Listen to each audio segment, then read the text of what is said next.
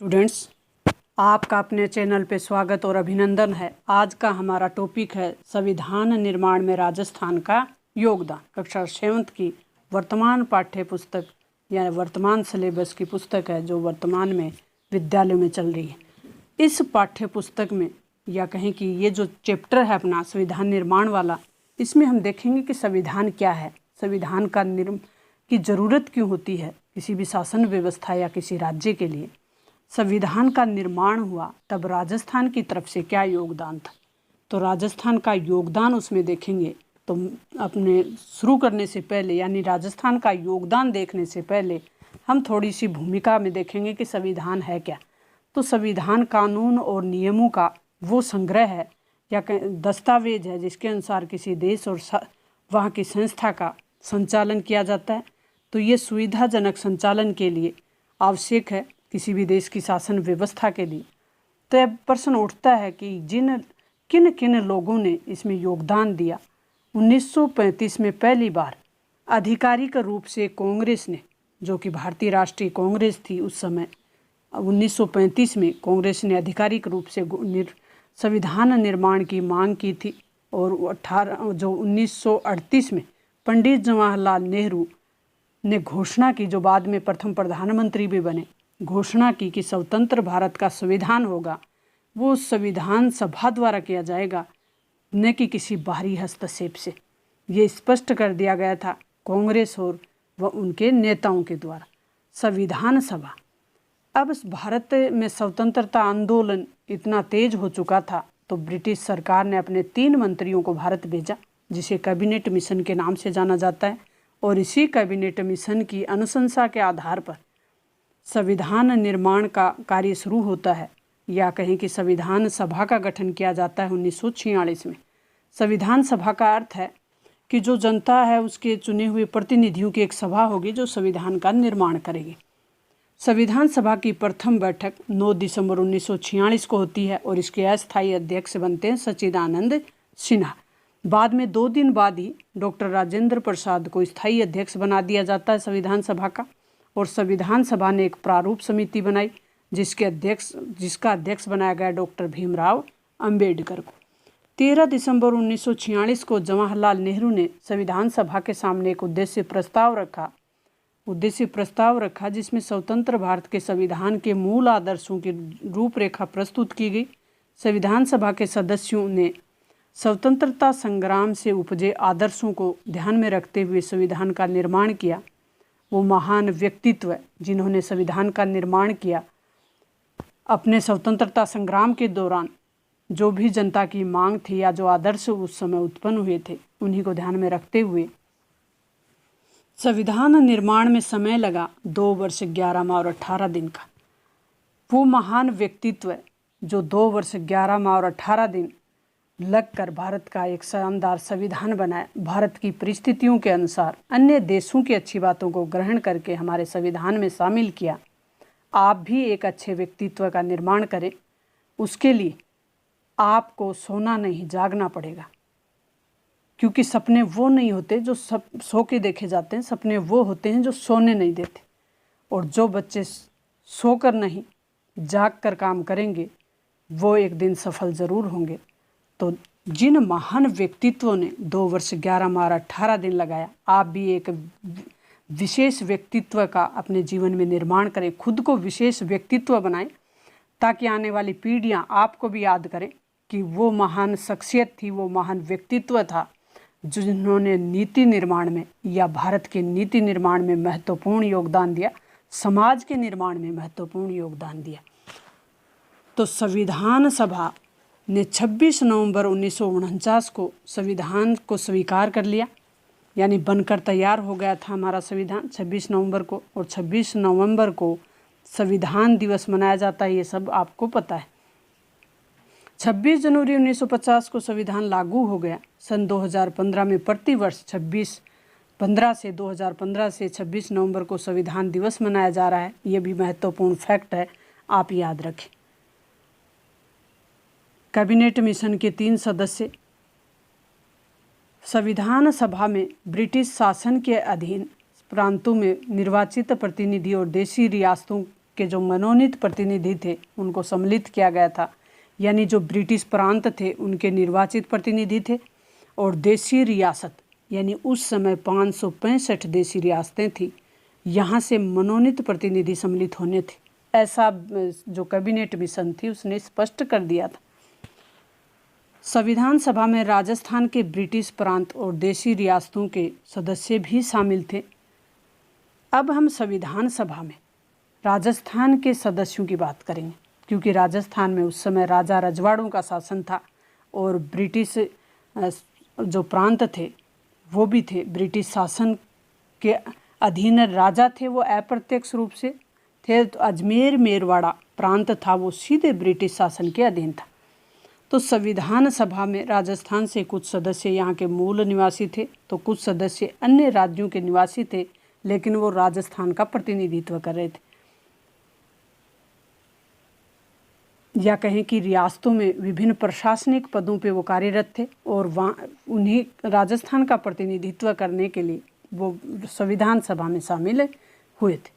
अब संविधान सभा में राजस्थान के निवासी देखेंगे पहले तो मुकुट बिहारी लाल भार्गव जो कि अजमेर मेरवाड़ा से शामिल हुए थे, माणिक्य लाल वर्मा उदयपुर से, जयनारायण व्यास जोधपुर से, बलवंत सिंह मेहता उदयपुर से, रामचंद्र उपाध्याय अलवर से, दलेल सिंह कोटा से, मुकुल लाल असावा शाहपुरा भीलवाड़ा से शामिल हुए थे, जसवंत सिंह बीकानेर से, राज बहादुर भरतपुर से, हीरालाल शास्त्री जयपुर से, जो कि राजस्थान के पहले मुख्यमंत्री बने थे हीरालाल शास्त्री, वो जयपुर से शामिल हुए थे, सरदार सिंह खेतड़ी से शामिल हुए थे संविधान सभा में, सरदार सिंह खेतड़ी से शामिल हुए। अब हम संविधान सभा के वो सदस्य जो रियासतों में प्रशासनिक अधिकारी थे, आज के जो आईएएस हैं उस तरीके से वो प्रशासनिक अधिकारी थे। तो अब प्रशासनिक अधिकारी कौन कौन से थे उनके नाम हम देख लेते हैं। सर टीवी कृष्णमाचारी जो कि जयपुर रियासत की तरफ से गए थे, CS वेंकटाचारी जो जोधपुर की तरफ से थे, सरदार KM पणिकर बीकानेर की तरफ से थे, सर T राघवाचार्य उदयपुर की तरफ से थे। नेक्स्ट हम देखेंगे कि इनके अतिरिक्त राजस्थान के मूल निवासी राजस्थानी प्रभु दयाल हिम्मत सिंह का पश्चिमी बंगाल से, और बनारसी दास झुंझुनूवाला का बिहार से, और पदमपत सिंघानिया उत्तर प्रदेश से संविधान सभा का सदस्य चुने गए थे। हालांकि राजस्थान के मूल निवासी थे, लेकिन अलग अलग भारत की अलग अलग क्षेत्रों से प्रतिनिधित्व कर रहे थे। भारत के संविधान की मूल प्रति में भारत के वैभवशाली इतिहास, परंपरा और संस्कृति को दर्शाने वाले 22 चित्र दिखाए गए हैं। इन चित्रों का निर्माण चित्रकार नंदलाल बोस ने किया है। राजस्थान के चित्रकार कृपाल सिंह शेखावत ने भी इसमें अपना महत्वपूर्ण योगदान दिया है। संविधान के कुछ पृष्ठों का कलांकन कृपाल सिंह शेखावत द्वारा किया गया है, और प्रस्तुत चित्र शेखावत द्वारा चित्रांकित पृष्ठ का है। राजस्थान में संविधान सभा के सदस्य, राजस्थान से संविधान सभा के सदस्य। फिर इनका थोड़ा थोड़ा परिचय देख लेते हैं। मुकुट बिहारी लाल भार्गव। मुकुट बिहारी भार्गव का जन्म 30 जनवरी 1903 को राजस्थान की उदयपुर रियासत से हुआ। ये वकील थे। CR दास, मोतीलाल नेहरू, महात्मा गांधी के प्रभाव से प्रेरित होकर ये राज दरबारियों के मुकदमों की पैरवी करते थे, और व्यक्तिगत सत्याग्रह और भारत छोड़ो आंदोलन दोनों में जेल गए। संविधान सभा में इन्होंने अजमेर मेरवाड़ा का प्रतिनिधित्व किया, ये ऊपर हमने देख लिया। स्वतंत्रता के बाद 3 बार अजमेर निर्वाचन क्षेत्र से लोकसभा के सदस्य रहे। माणिकलाल वर्मा। माणिकलाल वर्मा का जन्म 4 दिसंबर 1897 बिजौलिया भीलवाड़ा। माणिकलाल वर्मा ने अक्टूबर 1938 में प्रजामंडल पर लगी रोक को हटाने के लिए सत्याग्रह आंदोलन अजमेर से संचालित किया था। क्योंकि वहाँ से इनको निकाल दिया तो ये अजमेर में अपना निवास स्थान बनाते हैं और अजमेर से सत्याग्रह चलाते हैं। इन्होंने सन 1941 में मेवाड़ प्रजामंडल के पहले अधिवेशन की अध्यक्षता की। वर्मा जी का लिखा हुआ पंछीड़ा गीत बहुत लोकप्रिय है। महत्वपूर्ण फैक्ट हमारा, दोनों 1941 में मेवाड़ प्रजामंडल अधिवेशन की अध्यक्षता, और वहाँ से प्रजामंडल आंदोलन पर अगर रोक लगा दी जाती है तो अजमेर से उसका संचालन करते हैं। ये इसमें महत्वपूर्ण फैक्ट हैं, आप याद रखें। पंछीड़ा गीत किसका है? तो माणिकलाल वर्मा का। वे 1948 में वृद्ध राजस्थान के प्रधानमंत्री और 1963 में राजस्थान के खादी ग्रामोद्योग बोर्ड के अध्यक्ष बनते हैं। वर्मा को उदयपुर से संविधान सभा का प्रतिनिधित्व करने के लिए भेजा जाता है। जय नारायण व्यास, ये महान व्यक्तित्व हैं राजस्थान के, इनके बारे में आप ध्यान से देखें और महत्वपूर्ण फैक्ट हैं उनको समझने और थोड़ा सा पढ़ने का प्रयास करें, आपको ज़रूर समझ में आ जाएगा। असंभव कुछ भी नहीं है। जय नारायण व्यास का जन्म 18 फरवरी 1899 को जोधपुर में हुआ। जय नारायण व्यास 1927 में तरुण राजस्थान के संपादक थे। तरुण राजस्थान किसके द्वारा निकाला गया या इसका संपादन किसने किया? तो जय नारायण व्यास। 1936 में अखंड भारत के प्रकाशक, ये दोनों आप याद रखें, अखंड भारत का प्रकाशन।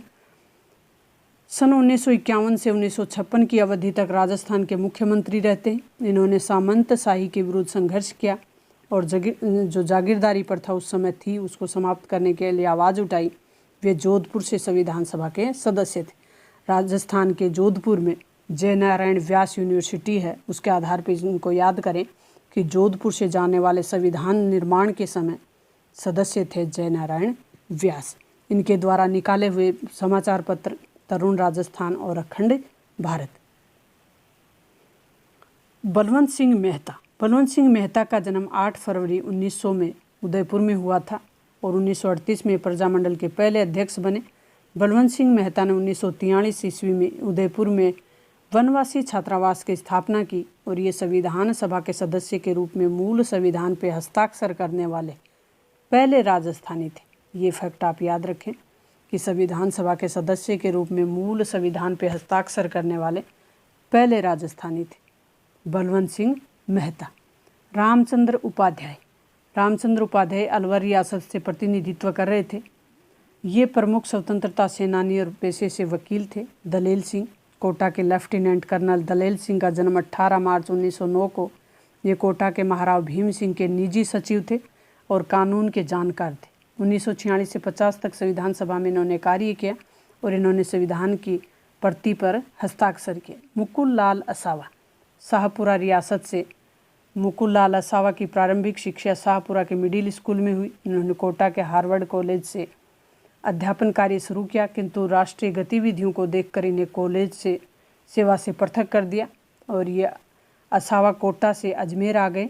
1930 से 32 के बीच इनको 4 बार जेल जाना पड़ा। गोकुल लाल असावा शाहपुरा भीलवाड़ा से संविधान सभा के प्रतिनिधि थे। जसवंत सिंह। भारत के संविधान के निर्माण में बीकानेर भी प्रत्यक्ष तौर पर भागीदार रहा। ठाकुर जसवंत सिंह संविधान सभा के सदस्य थे। बाद में वे संविधान सभा के सदस्य भी मनोनीत हुए। ये बीकानेर रियासत के महाराजा शार्दुल सिंह के प्रधानमंत्री रहे। राज बहादुर।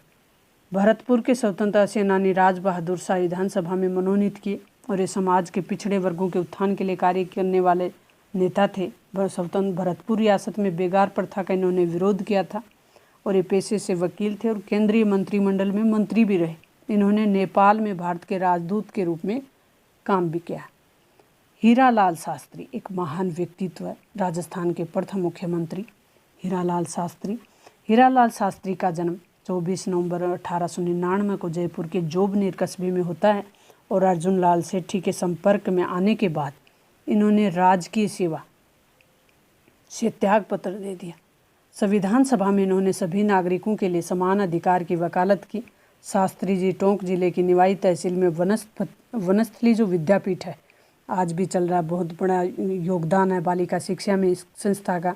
तो जीवन कुटीर नामक संस्था की स्थापना करते हैं ये और इसके माध्यम से समाज की सेवा की दिशा में महत्वपूर्ण प्रयास इनके द्वारा किया जाता है। और बाद में जयपुर प्रजामंडल से भी जुड़ते हैं और अखिल भारतीय देशी राज्य लोक परिषद के प्रधानमंत्री के रूप में और राजस्थान के प्रथम मुख्यमंत्री के रूप में कार्य करते हैं। सरदार सिंह। खेतड़ी के राजा सरदार सिंह संविधान सभा के सदस्य थे और जो अपने सरदार सिंह थे वो 1950 से 1952 के बीच अस्थायी संसद के सदस्य भी रहे। फिर 52 से 56 के बीच राज्यसभा सदस्य रहे। सरदार सिंह 1958 से 61 के बीच भारत ने इनको लाओस में राजदूत बनाकर भेजा 30 अक्टूबर 1985 को सर टी कृष्णाचारी वो प्रशासनिक अधिकारी हैं जो राजस्थान की तरफ से संविधान निर्माण के समय अपनी महत्वपूर्ण भूमिका निभा रहे थे। ये मूलतः तमिलनाडु के रहने वाले थे। ये जयपुर रियासत के दीवान थे और डीपी खेतान के निधन के बाद इन्हें संविधान की प्रारूप समिति में जगह दी गई थी। 1961 में राज्यसभा के लिए सदस्य चुने गए थे। सी.एस. वेंकटाचारी कर्नाटक के रहने वाले थे और प्रशासनिक अधिकारी थे। आईसीएस, उस समय आईसीएस कहलाते थे। जोधपुर के महाराजा उमेद सिंह ने इनको 1949 में अपना प्रशासनिक अधिकारी बनाया। बाद में जयपुर जो राज प्रमुख हैं राजा मान सिंह के प्रशासनिक अधिकारी रहे। 1951 से 25 अप्रैल 1951 तक राजस्थान के मुख्यमंत्री रहे। तो ये राजस्थान के मुख्यमंत्री रहने वाले प्रशासनिक अधिकारी हैं। ये भी महत्वपूर्ण फैक्ट है कि राजस्थान के वो प्रशासनिक अधिकारी जो राजस्थान के मुख्यमंत्री रहे 6 जनवरी 1951 से 25 अप्रैल 1951 तक। सी.एस. वेंकटाचारी। सरदार के.एम. पणिकर, ये केरल राज्य के रहने वाले थे। पणिकर सरदार के.एम. पणिकर ने ऑक्सफोर्ड यूनिवर्सिटी से शिक्षा प्राप्त करने के बाद बाहर लौटकर अलीगढ़ और कोलकाता विश्वविद्यालय में अध्यापन कार्य किया और ये पटियाला राज्य के विदेश मंत्री रहे। बाद में बीकानेर राज्य के प्रधानमंत्री रहे और 28 अप्रैल 1947 को बीकानेर राज्य के प्रतिनिधि के रूप में संविधान सभा के सदस्य बनकर बने। भारत के स्वतंत्र होने के बाद इन्हें चीन, मिस्र और फ्रांस में राजदूत बनाया गया। सर टी विजय राघवाचारी मूलतः तमिलनाडु के रहने वाले थे और प्रशासनिक अधिकारी थे। बाद में मेवाड़ के प्रधानमंत्री बने। बिजोलिया किसान आंदोलन के दौरान इन्होंने राजस्व मंत्री और डॉक्टर मोहन सिंह मेहता को बिजोलिया भेजा और उन्होंने किसानों से समझौता करवाया, लगान की दरें कम करवाई, अनेक लाग बाग हटवा दी तथा बेगार प्रथा को समाप्त किया। सर टी राघवाचारी को ने संविधान निर्माण में या कहें कि संविधान सभा में मेवाड़ का प्रतिनिधित्व किया था।